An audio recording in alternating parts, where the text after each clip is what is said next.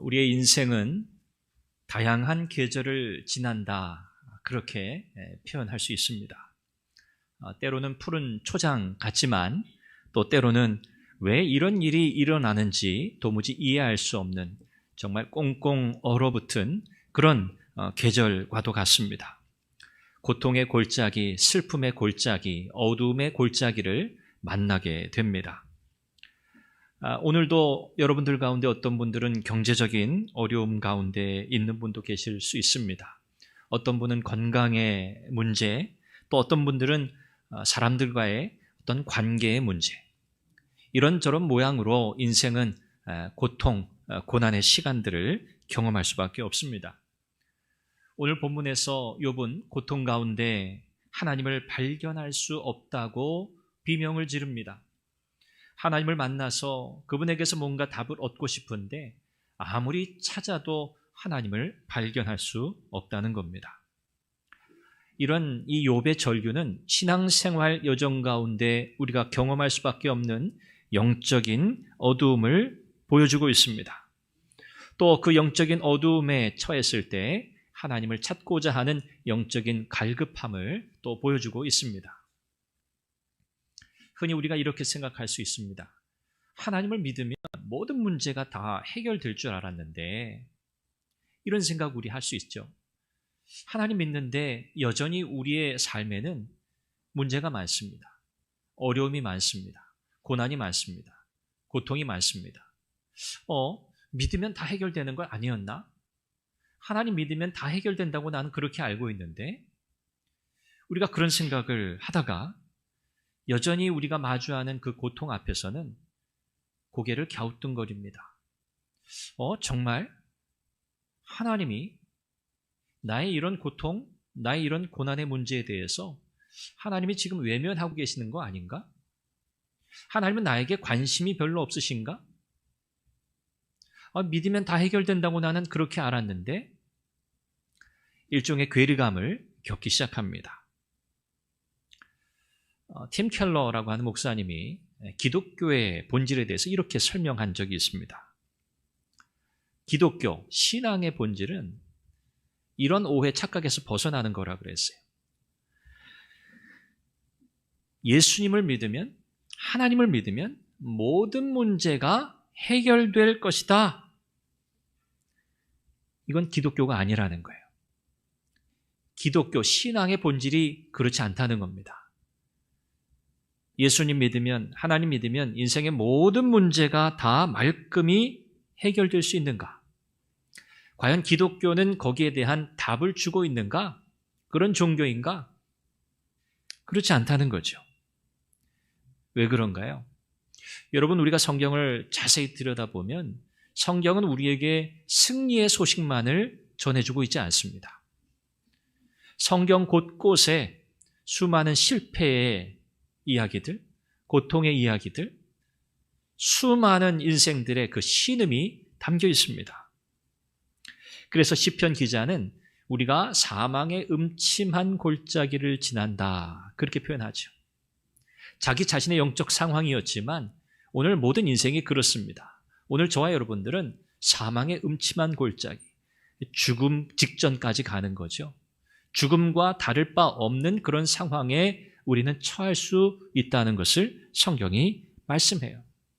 우리는 정직하게 이 사실을 인정해야 합니다. 그렇구나. 인생은 고난을 겪을 수밖에 없구나. 고통의 문제로부터 자유로울 수 없구나. 내가 예수님 믿는다고 해서, 내가 하나님 믿는다고 해서 이 고통의 문제, 인생의 여러 문제들로부터 내가 벗어날 수 없구나.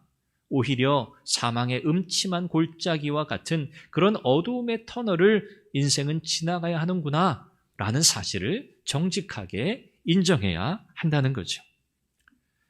오늘 우리는 고통의 대명사로 불리는 욥이라는 사람의 이야기를 통해서 오늘 하나님의 백성인 저와 여러분들이 과연 고난을 마주하게 될 때 어떻게 대처해야 할까? 어떻게 그 고통의 문제를 우리가 잘 이겨낼 수 있을까에 대한 답을 몇 가지로 찾아보려고 합니다. 오늘 우리가 이 고난에 어떻게 대처하는가가 사실 우리의 믿음을 그대로 보여줍니다. 첫째는 하나님과의 관계를 점검하는 겁니다. 그런데 이 하나님과의 관계는 거래적 관계가 아닙니다. 그래서 우리는 하나님과의 거래적인 관계를 벗어나야 합니다. 이것이 고난, 고통을 마주했을 때 우리가 취해야 할 첫 번째 자세입니다. 하나님과 거래하지 말라는 거죠. 욥기서 1장을 우리가 살펴보면 이 욥기 시작하는 그 내용 굉장히 흥미롭습니다. 사탄이 등장하죠. 사탄이 등장해서 하나님께 질문을 던집니다. 그런데 이제 욥에 대한 이 소개를 하잖아요. 욥이라는 사람이 어떤 사람인가? 참 의로운 사람이에요. 그는 하나님을 잘 섬기는, 하나님을 경외하는 사람이에요. 그래서 하나님이 그에게 많은 복을 주셨다고 성경이 그렇게 이야기합니다. 그런데 사탄이 이런 욥을 두고 하나님께 도발적인 질문을 던집니다. 하나님, 욥이 아무런 이유도 없이 하나님을 잘 섬길까요? 다 이유가 있는 거예요. 욥이 하나님을 잘 섬기고 하나님도 욥을 굉장히 칭찬하고 있는데 사실 하나님이 생각하는 그런 사람이 아닙니다. 욥이라는 사람은 속물입니다. 이 속물이라는 표현은 없습니다만 이 사탄의 뉘앙스가 그래요. 욥이라는 사람, 이 사람은요 그냥 아무 이유 없이 하나님을 경외하는 사람이 아니에요 라고 하나님 앞에 도발적으로 말합니다. 한마디로 사탄의 주장은 뭐냐면 욥이라는 사람이 하나님을 잘 섬기는 것은 하나님께서 만들어 놓으신 울타리 때문이라는 거예요. 하나님의 그의 인생을 하나님의 울타리 안에 딱 넣어두시고 하나님께서 그 울타리 안에서 그를 보호하고 계시기 때문에 만약에 이 울타리가 제거되면 여지없이 이 욥은 하나님을 경외하지 않을 거라는 말이죠. 사탄의 주장은 이겁니다. 욥은 하나님을 사랑하는 게 아니에요. 그거예요. 하나님을 사랑하는 게 아닙니다. 욥은요, 하나님이 주신 복을 사랑하는 거예요. 하나님을 사랑하는 것과 하나님이 주신 복을 사랑하는 것과는 천지차이입니다. 차원이 달라요. 사탄은 욥이 하나님 사랑하는 거 아니라 하나님이 주신 복을 사랑하는 거라고 공격하고 있어요. 욥과 하나님과의 관계, 어떻게 지금 사탄은 설정하고 있습니까? 욥이라는 사람, 그가 이만큼 하면 하나님이 거기에 대해서 또 이만큼 보상해 주신다는 식이에요. 욥과 하나님과의 관계는 철저히 거래 관계라는 거예요. 거래적 관계라는 거죠. 이것이 사탄이 지금 하나님 앞에서 욥을 비난하는 내용입니다. 야, 욥이라는 사람은요, 철저히 계산적인 사람이에요, 하나님. 다 마음속에 원하는 게 있어요. 그가 이만큼 했기 때문에 하나님께서 또 이만큼 내게 주실 거라는 계산이 이미 앞선 사람이에요. 그런 계산을 가지고 하나님을 섬기고 있는 겁니다. 라고 사탄이 공격합니다. 우리가 하나님을 섬기는 모습은 어떻습니까? 우리가 신앙생활할 때 순종을 중요하게 여깁니다. 하나님께 순종, 하나님 말씀에 순종. 이 순종은 굉장히 중요한 신앙의 원리죠. 그런데 만약에 우리가 내가 순종하면 하나님이 복을 주신다. 맞나요? 틀리나요? 제가 이렇게 물을 때는 항상 네, 두 가지 의미가 다 있습니다. 우리가 순종하면 복을 받지요. 네, 아멘 하신 분들은 복을 분명히 받을 겁니다. 네, 우리가 순종하면 복을 받을 수밖에 없어요. 그 하나님이 약속하신 거거든요. 자, 그런데 우리가 순종하면 하나님이 복을 주신다는 이 원리로만 살 수 없어요. 만약에 우리가 하나님께 순종하면 우리는 반드시 복을 받는다는 이 원리만을 가지고 살아가다가 인생의 큰 어려움과 고난과 감당하기 힘든 고통을 당했습니다. 자, 그러면 어떻게 반응하게 될까요? 하나님, 제가 이렇게 순종했는데요. 하나님, 제가 이렇게 잘했는데요. 하나님, 저한테 복을 주셔야 되잖아요. 저는 그렇게 믿고 살았는데요. 그리고 전 그걸 경험했는데요. 그런데 하나님, 왜 이번 경우는 다릅니까? 하나님, 왜 이 케이스는 지금까지 제가 하나님과의 관계에서 저는 분명히 이런 믿음을 가지고 확신을 가지고 살았었는데 하나님, 제가 지금 마주한 현실은요, 전혀 그게 아닌데요. 하나님, 뭔가 착오가 있으신 거 아니에요? 하나님, 지금 뭔가 좀 잘못하고 계신 거 아닙니까? 왜 제게 이런 고통을 주시죠? 왜 이런 고난을 허락하시죠? 이런 반응을 하게 된다는 거예요. 이건 뭐냐면 하나님을 내가 조종할 수 있다는 그런 마음이에요. 하나님 조종할 수 있다. 우리가 대놓고 하나님을 막 조종하겠습니까? 그건 아니거든요. 그런데 내가 순종하면 복을 받는다고 하는 이 원리만을 가지고 살아가다 보면 우리의 어려움, 우리의 고난의 문제 앞에서 우리는 하나님께 그렇게 반응하게 돼요. 그건 뭐예요? 하나님은 내가 원하는 대로만 움직이셔야 되는 거예요. 하나님, 내가 원하는 대로 하나님은 내가 순종했으니까 하나님 복을 반드시 주셔야 하는 거예요. 이렇게 오해하게 되는 거죠. 그래서 절망하게 돼요. 절망. 하나님 그런 줄 몰랐는데. 그래서 우리는 고난의 목적을 잘 알아야 합니다. 고난 겪기 싫죠. 고통 누가 원하겠어요. 그런데 하나님이 우리의 인생 가운데 고난이라고 하는 것을 두셨어요. 고통이라는 것을 두셨어요. 우리는 그것을 돌아가든 지나가든 정면 돌파를 하든 그것으로부터 자유롭지 못해요. 그러면 왜 하나님의 백성들에게 특별히 하나님을 믿는다고 하는 하나님의 자녀들에게 하나님은 왜 고통을 허락하시는가 하는 거예요. 이게 목적이죠. 하나님께서 때로는 우리의 삶에서 우리의 인생의 행복의 조건이라고 여기는 것들을 거두어 가실 수 있습니다. 건강, 재산, 명성, 사회적 지위, 자녀, 이런 것들을 하나님께서 거두어 가시는 이유가 뭘까요?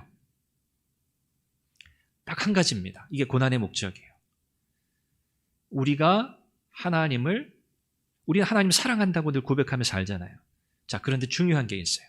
하나님이 우리에게 고난을 통해서 이런저런 것들을 우리의 삶 속에서 하나하나 거두어 가시는 일이 일어날 때 그 목적은 뭐냐면 우리가 하나님 사랑한다고 말하지만 하나님이 우리가 변함없이 일관되게 하나님을 사랑하는지를 보시려는 거예요.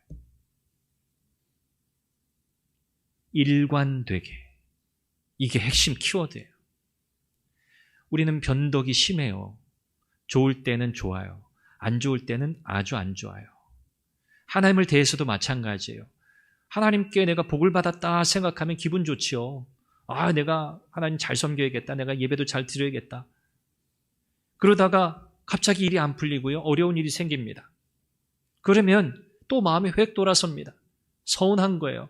하나님, 제가 좀 마음 잡고 좀 잘해보려고 했는데 하나님 또 이런 어려움을 주십니까? 이거 안 되겠어요. 저랑 안 맞는 것 같아요. 이렇게 생각하는 거죠. 하나님은요, 우리로부터 온전한 사랑을 받기 원하세요. 하나님을 제대로 사랑하길 원하세요. 그래서 하나님은 우리에게 고난을 두시는 거예요. 고난을 통해서 하나님을 우리가 일관되게 사랑하는지를 보시고요.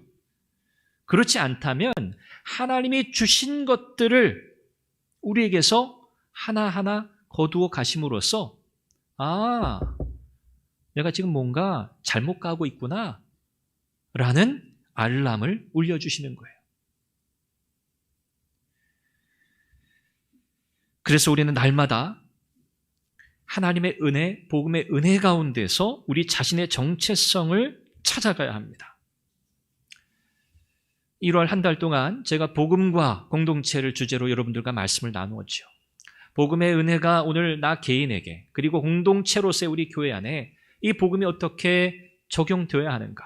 어떻게 복음의 은혜가 나 개인과 우리 공동체의 삶을 새롭게 하는가? 이것을 우리는 살펴보았습니다. 우리는 복음을 날마다 믿어야 하고 복음의 은혜 속에서 내가 누구인지를 날마다 확인하며 살아가야 합니다. 인생이 마주할 고난 앞에서 이미 마주한 고난, 과거의 고난일 수도 있고요. 이제 앞으로 우리가 마주하게 될 고통, 우리가 복음의 은혜 가운데서 나 자신의 의미와 정체성을 발견하지 못하면 우리는 여지없이 하나님께 등을 돌릴 겁니다. 여지없이 우리는 믿음의 자리로부터 이탈하려고 할 겁니다. 그래서 복음 안에서 우리 자신을 발견해야 돼요. 그래야 고난 속에서도 무너지지 않을 수 있습니다. 복음이 우리에게 주는 그 은혜의 핵심이 무엇입니까? 오늘 나의 나 된 것은 바울의 고백처럼 하나님의 은혜다, 그겁니다. 복음이 뭡니까? 우리는 하나님께 아무런 우리가 어떤 행위가 없어요. 어떤 조건이 없어요. 우리는 그저 하나님의 은혜로 그분께 받아들여진 존재예요. 우리를 받아주셨어요. 우리가 뭘 해서 성취한 게 아니에요. 우리의 구원, 우리가 하나님의 자녀가 된 이후에 하나님께서 약속하신 은혜와 복을 누리는 것, 이 모든 것들이 다 하나님의 은혜입니다.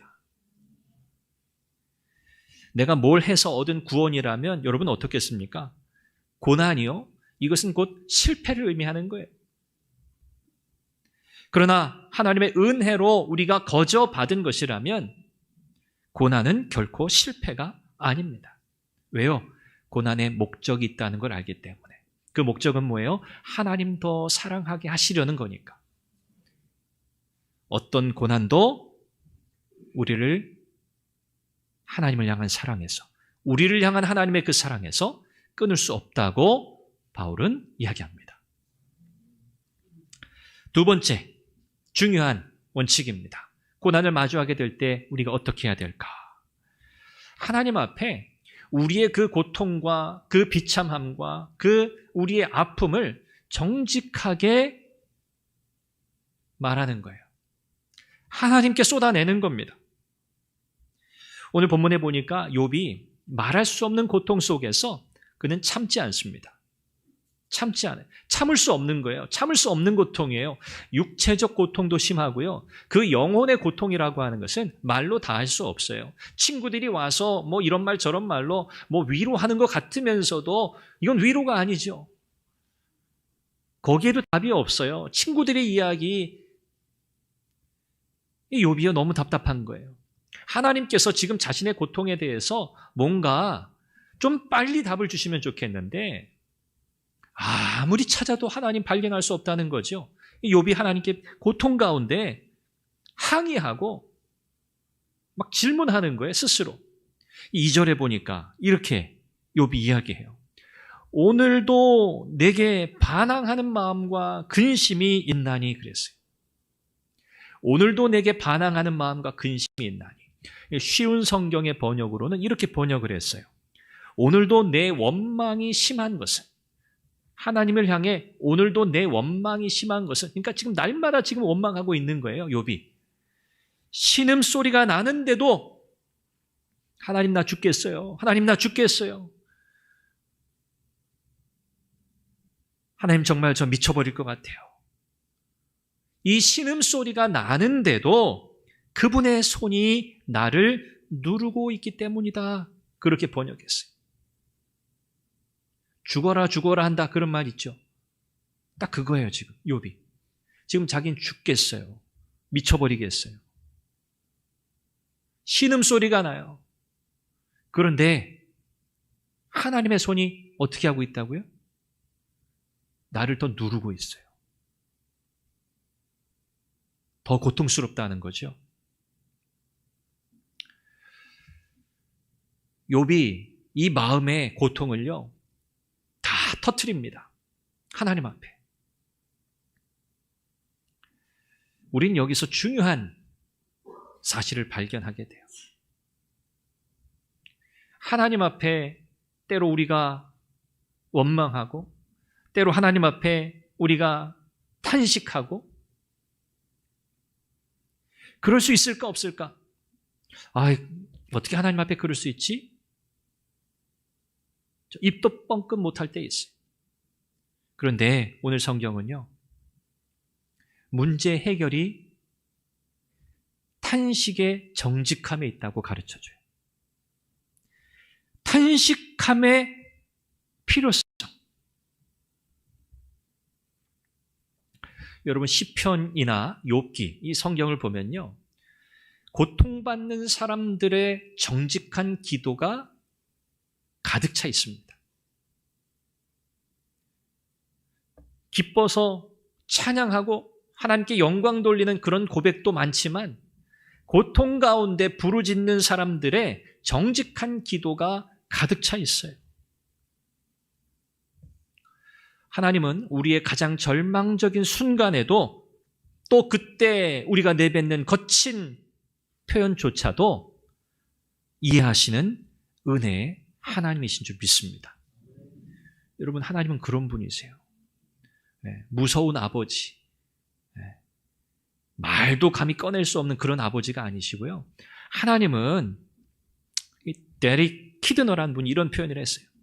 하나님은 우리가 절망적일 때 어떻게 어떤 말을 하는지 다 알고 계신다. 이게 무슨 말이겠어요? 하나님은요, 우리가 완벽한 모습으로 완벽한 기도를 가지고 하나님 앞에 나아갈 때만 우리의 하나님이 되어주시는 게 아니라는 거예요. 하나님은 우리가 절망 가운데 무슨 말을 할지 다 알고 계신다는 거예요. 그래서 우리가 무슨 말을 해도 그분 앞에서는요, 부끄러울 것이 없어요. 하나님 앞에 우리가 무슨 이야기를 해도, 비명을 질러도, 탄식을 해도 하나님은 우리의 하나님이 되어 주신다는 거예요. 여러분, 고통 가운데 하나님 앞에 때로는 원망 섞인 표현, 때로는 참 신음소리, 절규, 여러분, 이런 탄식을 하나님 앞에 정직하게 표현하기를 여러분 주저하지 마십시오. 하나님 그분은요, 우리를 다 이해하세요. 야, 너 감히 나에게 어떻게 그럴 수 있어? 어떻게 그런 표현을 할 수 있지? 그렇게 말씀하지 않으세요. 그래서 우리는요, 하나님을 신뢰할 수 있어요. 하나님을 향해서 그분을 신뢰함으로 나아갈 수 있는 거예요. 구체적으로 어떻게 하면 좋을까요? 고난의 문제, 고통의 문제, 이것이 우리의 마음을 막 휘저어 놓을 때는요, 우리가 감정적으로 잘 컨트롤이 되지 않습니다. 그렇죠? 옆에서 누가 바른 얘기 해줘도, 옳은 이야기 해줘도 잘 들어오지 않습니다. 자, 그런데 이런 고난을 마주하게 될 때 우리는 마음의 감정에 귀를 기울이기보다 이 방법을 택해야 돼요. 이게 성경적 방법이에요. 뭐냐면, 지금 감정적으로 지금 도저히 어떻게 할 수 없는 이 마음의 상태를 향해서 하나님의 진리를 선포하는 거예요. 하나님의 진리. 시편 42편에 그 시편 기자가 목마른 사슴 이야기가 나오는 시편이에요.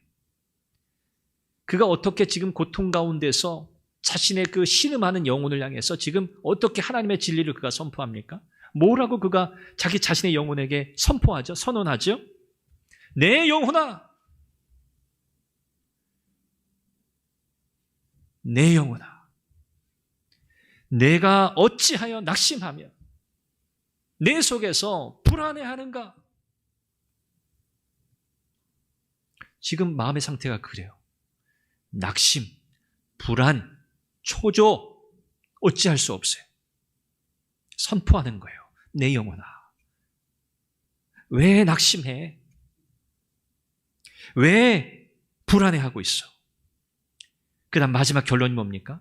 너는 하나님께 소망을 두라. 할렐루야. 이거예요.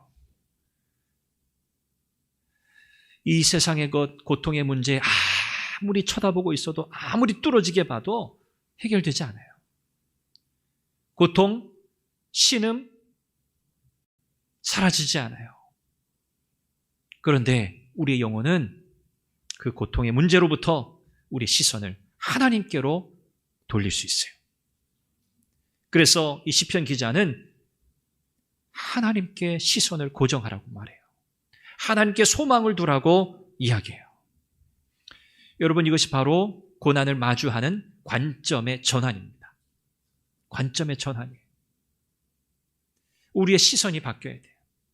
고난을 대하는 우리의 태도가 달라져야 돼요. 고난 당할 수 있어요. 어려움 겪을 수 있어요. 물론 쉬운 문제 전혀 아니에요. 그러나 그 가운데 또 우리는 뭘 할 수 있습니까? 그 고난 앞에서도, 그 절망 앞에서도, 그 탄식 앞에서도, 그 상실 앞에서도 우리는 우리의 소망을 하나님께 둘 수 있습니다. 이것이 그리스도인이에요. 이게 하나님의 백성이에요. 그래서 울면서도 하나님 앞에 나아가는 거예요. 절망 속에서도 주님 부르는 거예요. 사도 바울이 로마서 8장에서 그 고백하지요. 천지의 고난은 장차 나타날 영광과 비교할 수 없도다. 비교할 수 없습니다. 세 번째는요, 우리가 고난을 우리의 성품을 빚어가는 기회로 삼는 거예요. 고난의 목적이 있다 했죠? 하나님을 일관되게 사랑하기 위함이죠. 그 하나님을 사랑하는 일에 있어서 중요한 게 뭐냐면 우리의 성품이에요. 성품. 욥이 오늘 본문 10절에서 이렇게 고백해요. 그가 나를 단련하신 후에는 내가 순금같이 되어 나오리라 그랬어요. 잘 모르겠어. 하나님 답도 없어. 뭐 이 사람 저 사람 이런 얘기를 하는데 그거 별로 도움도 안 돼. 그런데 욥의 그 고백, 그 믿음의 고백이 뭐냐면 도무지 이해 안 되는 상황이에요, 지금. 그런데 그가 뭐라고 이야기합니까? 그가 나를 단련하신 후에는 그랬어요. 지금 자기의 고통이 뭐라는 거예요? 하나님의 특별 트레이닝. 하나님이 나를 지금 굉장히 특별한 훈련을 시키고 계시다고 믿고 있는 거예요. 그가 나를 단련하신 후에 이 어려움, 이 고통, 이 고난의 문제, 여러분 욥과 같은 고난을 당한 사람이 어디 있습니까? 그야말로 쫄딱 망했어요. 가족, 부인, 자녀들, 재산, 자기의 건강 다 날아갔어요. 그러니 욥의 고난과 고통 앞에서는 사실 우리가 우리의 고난의 문제, 우리 아픔의 문제, 고통의 문제 사실 내밀 수 없을 정도예요. 그런 욥이 지금 뭐라고 고백합니까? 하나님이 나를 단련하고 계시는구나. 뭔진 잘 모르겠어.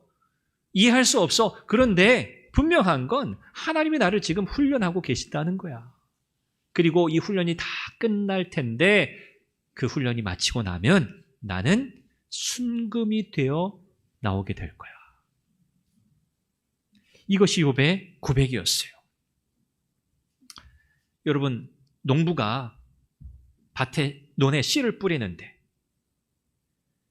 그 많은 씨를 한 군데, 한 지점에만 다 들이붓나요? 그 바보죠. 그런 농부가 어디 있어요? 그 넓은 논밭에 씨를 골고루 뿌려야죠. 우리가 고통을 마주하게 될 때 신음, 절규, 비명 지를 수 있어요. 그런데 그거 하나로 끝나면 안 돼요. 그건 마치 농부가 씨를 한 곳에 다 들이붓는 것과 같아요. 씨도 골고루 넓게 뿌려야 돼요. 고통도 마찬가지입니다. 고통을 씨앗이라고 생각해 보세요. 넓게 뿌려야 돼요. 이 고통은요, 열매가 생겨요. 씨앗이니까요. 어떤 열매입니까? 인내와 사랑의 열매를 맺어요. 고통은 인내와 사랑이라는 열매를 맺는 씨앗이에요. 이것이 믿음으로 고통을 보는 신앙의 힘이에요. 이 모든 과정을 다 통과하고 나면 하나님이 나를 새롭게 빚어주시겠구나. 인내와 사랑이라는 열매를 맺게 하시겠구나 라고 믿는 거예요. 성품은 위기 속에서만 드러난다고 하죠? 맞습니다. 성품은요, 하나님을 향한 절대적인 신뢰를 가지고 고난이라는 폭풍 속에서도 조용히 서 있는 거예요. 이게 인내입니다. 이게 성품이에요. 우리는 믿음 그 자체를 중요하게 여기는 편입니다. 그런데 하나님의 관점에서는요, 그 믿음 때문에 우리가 얼마나 더 깊이 있는 믿음의 사람이 되는가에 있어요. 그냥 그 믿음 자체만이 아니에요. 그 믿음 때문에 내가 어떻게 변화되는가, 어떻게 내가 하나님 앞에서 더 온전히 하나님을 사랑하는 믿음의 사람으로 내가 더 깊이 있는 믿음의 사람으로 변화되어 가는가. 그 믿음 때문에. 하나님의 관심은 거기에 있습니다. 광야와 같은 인생의 고난, 우리를 무너뜨리려는 하나님의 심판이 아닙니다. 이스라엘 백성들에게 광야가 그랬습니다. 오늘 저와 여러분들에게 펼쳐질 그 고난, 고통이라는 광야도 마찬가지입니다. 하나님은 우리를 더 단단하게 만들어 가기를 원하세요. 그것이 인생의 광야입니다. 여러분, 십자가의 능력을 바라보시길 바랍니다. 우리가 겪는 고난의 의미를 우리는 다 알 수 없습니다. 그럴 때 우리는요, 욥이 하나님을 바라보면서 하나님께 소망을 두었던 것처럼 우리도 십자가를 바라보는 것밖에는 방법이 없습니다. 그러나 그 십자가에서는요, 하나님의 위로가 우리에게 주어집니다. 왜죠? 십자가는 무엇을 상징합니까? 하나님은 우리의 고통을 외면하는 분이 아니시라는 거예요. 그런 하나님이시라면 왜 사람이 되셔서 그 십자가의 고난을 겪으셨겠어요? 우리를 위해서 친히 고통 속으로 들어오신 예수 그리스도. 여러분, 그분을 바라보십시오. 주님의 십자가의 은혜를 바라보십시오. 거기에 참된 위로가 있습니다. 하나님이 우리를 사랑하지 않아서 고난을 허락하신 게 아닙니다. 여러분, 그렇게 오해하지 마세요. 말씀을 맺습니다. 하나님은 오늘 우리의 고통을 그냥 방치하는 분이 아니십니다. 지금은 정말 견딜 수 없고 감당할 수 없을 것 같은 정말 사망의 음침한 골짜기를 지나는 것 같아도 우리의 목자 되신 하나님은요, 그분의 지팡이와 막대기로 보호하시고 동행하고 계시는 줄 믿습니다. 하나님의 소생시키시는 은혜, 우리를 다시 살려내시는 은혜는요, 우리가 가장 약해진 그 자리에서 시작됩니다. 우리의 가장 약해진 그 시점, 우리가 할 수 없는 그 시점, 거기에서 하나님의 생명의 역사가 나타나는 줄 믿습니다. 욥기 42장의 욥의 마지막 고백을 여러분 기억하시죠? 욥이 마지막에 뭐라고 고백합니까? 하나님, 지금까지 내가 귀로 듣기만 했습니다. 하나님, 이런 분이시구나, 이런 분이시구나. 그런데 하나님, 이제는요, 제가 제 눈으로 주님을 봅니다. 하나님의 은혜 역사를 욥이 경험한 거예요. 자신의 인생에 하나님께서 고난을 주셨지만, 그것 때문에 너무 괴로웠지만, 그런데 결국은 하나님이 무엇 때문에 내 인생에 이런 고난과 어려움을 허락하셨는가를 그가 그제서야 깨닫게 된 거예요. 그리고 그는 아까의 고백처럼, 10절의 고백처럼 순금같이, 예전 성경에는 정금같이 내가 하나님 앞에 그렇게 나오게 되리라고 고백했습니다. 오늘 저와 여러분들도 그렇게 될 겁니다. 주님을 더 깊이 신뢰하는 자리에 서게 되실 겁니다. 우리의 고난, 우리의 고통의 문제 앞에 좌절하고 낙심해서 어찌할 줄 몰라 하는 그런 우리의 연약함과 우리의 부족함, 그것도 이해하시고 우리에게 또 은혜를 베푸시는 그 주님 앞에 나아가시기를 바랍니다.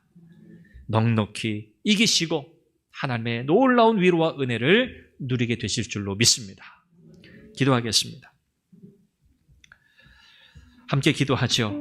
하나님, 오늘 내 인생에 겪게 되는 고난 앞에서, 고통의 문제 앞에서 하나님, 때로 우리가 절규하고 우리가 부르짖고 우리가 아파하지만 그러나 그 모든 고난에는 하나님의 목적이 있는 줄 믿습니다.